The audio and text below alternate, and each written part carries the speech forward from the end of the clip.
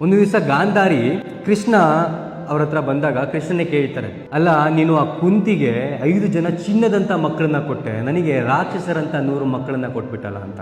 ಆಗ ಕೃಷ್ಣ ಹೇಳ್ತಾರಂತೆ, ಇಲ್ಲಮ್ಮ, ನಾನು ನಿನಗೂ ಕೂಡ 100 ಚಿನ್ನದಂತ ಮಕ್ಕಳನ್ನೇ ಕೊಟ್ಟಿದ್ದೆ, ಬಟ್ ನೀನೇನು ಮಾಡಿದೆ, ನನ್ನ ಗಂಡನಿಗೆ ಕಾಣಿಸ್ತಿರುವಂಥ ಪ್ರಪಂಚ ನಾನು ಕೂಡ ನೋಡೋದಿಲ್ಲ ಅಂತ ಹೇಳಿ ನಿನ್ನ ಕಣ್ಣಿಗೆ ನೀನು ಬಟ್ಟೆ ಕಟ್ಕೊಂಡೆ.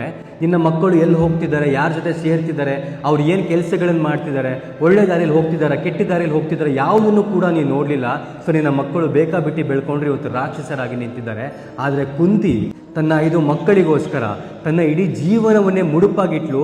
ಹೆಜ್ಜೆ ಹೆಜ್ಜೆಗೂ ಕೂಡ ಅವ್ರು ಮಾಡಿದಂಥ ತಪ್ಪುಗಳನ್ನ ತಿದ್ದಿ ಅವರ ಪರಿಪೂರ್ಣ ವ್ಯಕ್ತಿಗಳನ್ನಾಗಿ 5 ಚಿನ್ನದ ಮಕ್ಕಳನ್ನಾಗಿ ಮಾಡಿದ್ಲು ಅಂತ. ಅಂದರೆ ಪೇರೆಂಟಿಂಗ್ ಎಷ್ಟು ಇಂಪಾರ್ಟೆಂಟ್ ಅಂತ ಹೇಳ್ತಿರೋದು. 20-25 ವರ್ಷಗಳ ಕಾಲ ಮಕ್ಕಳನ್ನ ನೀವು ಹೇಗಾದರೂ ಬೆಳ್ಕೊಳ್ಳಿ, ನಿಮಗೆ ದುಡ್ಡು ಬೇಕಾ, ಕಾಲೇಜಿಗೆ ಫೀಸ್ ಬೇಕಾ, ನಾನು ಕೊಡ್ತೀನಿ, ನೀನು ಓದಬೇಕು ಅಂತ ಹೇಳಿ ಬಿಟ್ಬಿಟ್ರೆ ಮಕ್ಕಳು ಬೆಳೆಯೋದಿಲ್ಲ. 20-25 ವರ್ಷಗಳ ಕಾಲ ನೀವು ಕಣ್ಣಲ್ಲಿ ಕಣ್ಣಿಟ್ಟು ಆ ಮಕ್ಕಳನ್ನು ನೋಡಿಕೊಂಡ್ರೆ ಆಮೇಲೆ ನಿಮ್ಗೆ ಅದು ಫಲ ಸಿಗುತ್ತೆ ಹೊರತು 20 ವರ್ಷಗಳ ಕಾಲ ನೀನು ಹೆಂಗಾರ ಮೇಯ್ಕೊಂಡಿರುವಂಥ ಬಿಟ್ಬಿಟ್ಟು 25ನೇ ವರ್ಷಕ್ಕೆ ನೀವು ಮೂಗ್ದಾರ ಹಾಕಕ್ಕೆ ಹೋದರೆ ನಿಮ್ಮ ಸಮೇತ ಮೂಗ್ದಾರನೂ ಕಿತ್ತಾಕ್ತಾರೆ. ಇದು ಇವತ್ತಿನ ಜನ್ರೇಷನಲ್ಲಿ ಆಗ್ತಿರೋದು.